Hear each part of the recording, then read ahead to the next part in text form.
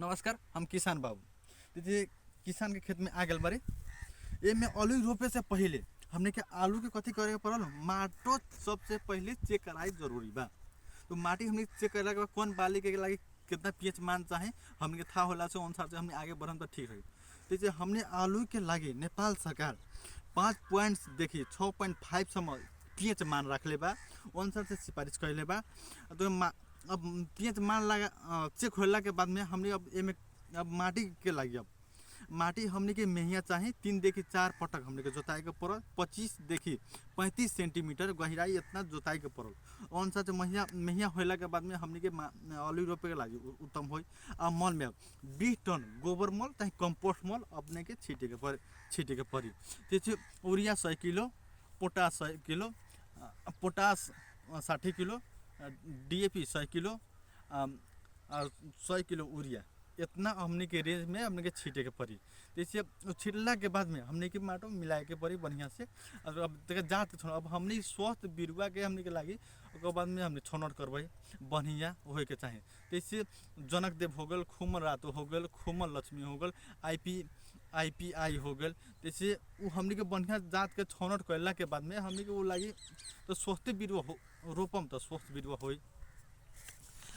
जैसे वो होला के बाद में अब हमने बिरुआ एथी के लागी आलू के लागी तो हमने आलू रोपे से पहले हमने उपचार करे के पड़ी। हमने के डाइथेन 45 बिसादी से प्रति 3 ग्राम लीटर पानी में हमने में डुबा के 10 मिनट देखी आधी घंटा के बीच में हमने के आलू के रखे के पड़ी। तो अंत हमने उपचार करला के बाद में तब रोपे के पड़ी। दूसरे के बाद टूसाउने तैसे आलू हमने के टूसाले के लगे तो हमने बढ़िया जात के छनौट होला के बाद में तैसे हमने बढ़िया करो तो 2 को 3 में आँख वाला हो गल लाफड़ा हो जाए। कमती में 2 को 3 में आँख वाला एक देखिए 2 इंच के हल्का 2 इंच होते तो बहुत ज़्यादा हो जाए। एक देखिए 2 सेंटीमीटर इंच हो तो बहुत अच्छा रामरो हो। दूसरे के बाद में फिर में चाहे टूट जाए तो घाव लग जाए तो फिर हमने के समस्या हो जाए। उसमें और घाव विभिन्न किस्म के जीवाणु पड़ जाए। फिर उहे से हमने के विषादी से हमें उपचार करे के कारण उठवा।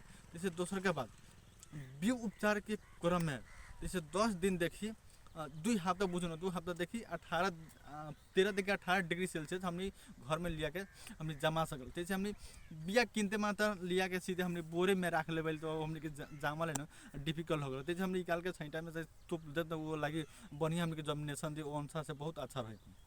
आलू जैसे बीज हमने काटे थे आलू के बीज हमने काटे थे रोपे के लगी तो हमने के जैसे 25 देखी 40 ग्राम तक ले नेपाल सरकार लोक सेवा हमारा पूछल है।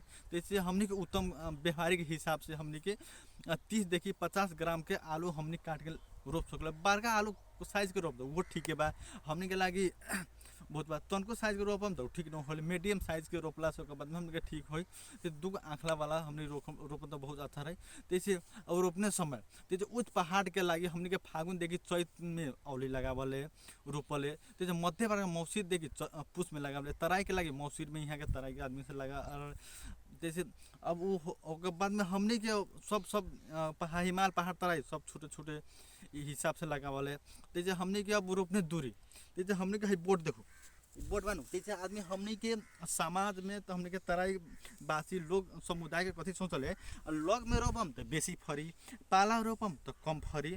तो हमने के बात नहीं के काहे विज्ञहरू से हमने के सिफारिश कैले सिफारिश अनुसार हमने बोल रहा है।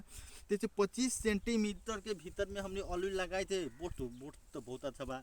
हाई डैंग 60 सेंटीमीटर हो के पड़ल अनुसार से करे के पड़ल। आ दूसर के बाद बा सिंचाई के लगी हमने के तो हमने आलू में लगाए के लगी अत्यंत सिंचाई की आवश्यकता बाके। अब कहीं निकास बने के पड़े सिंचाई में पानी पटा दिली अनुसार से हमने सिंचाई यदि न हो निकास न तो वो ठीक न हो। हमने के लगी सिंचाई के लगी तो आलू के बीज के दाना में 80% हमने के पानी रहल है कि मेन भूमिका ओकर रहल। जैसे हमने आलू रोप दिली और रोपला के बाद में हमने क्या करम आवश्यकता बा तो कम से कम हल्का हिसाब कमती में हल्का सिंचाई कर देम तो ठीक रही। और दोसर के बात हमने के कथी बा केनु जैसे अब हमने के 3 देखी 4 पटक हमने के सिंचाई अनिवार्य चाहे।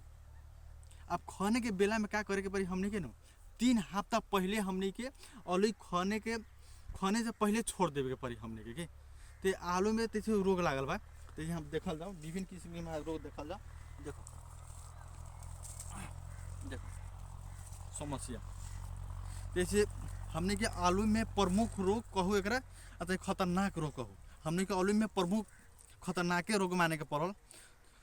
ये बाकी ना सबसे पहले ये रोग देखे पूरे बोटे के सूख गल बा किनारा से लेके फेस से लेके पूरे खा गल बा कि तो इमें समस्या कथी बा तो कौनो बेला में लाग सकल अपने के ना कही ओसी के बेला में लाग सकल कि तो पूरे पाती अथी जर गल विकसित होल न हल्का हो लगे बाद में सूख गल जुन सूखे अवस्था में लाग तो सबसे पहले कोनो अवस्था में लाग सकल फर्क न पड़े। जैसे विशेष हमने के लागल जैसे जैसे शीत पड़त बा तो ठीक बा शीत पड़ल तो न लागल जैसे बादल लाग गेल शीत न पड़ल तो बेसी हमने के अथी कहे ओकरा धुन लाग दिले तो हमने के रोग बेसी लागल है विपरीत तरीके से बेसी लागे एगो बोट में लागल तो बेसी बोट बना धुन लागल है तो अपने खैरो आकार के थोपला थोपला हो तो पूरा बोट हमने के लागल है। एक रोग थम के लागी सबसे पहले हमने को रोग अवरोध जात हमने के छनौट करे के पड़ी स्वस्थ बिरुआ के लागी हमने के छनौट करे के पड़ी। जैसे जनक देव हो गए रातो खुमल हो गए खुफी बादशाह हो गए हमने के बढ़िया जात के छनौट करबे।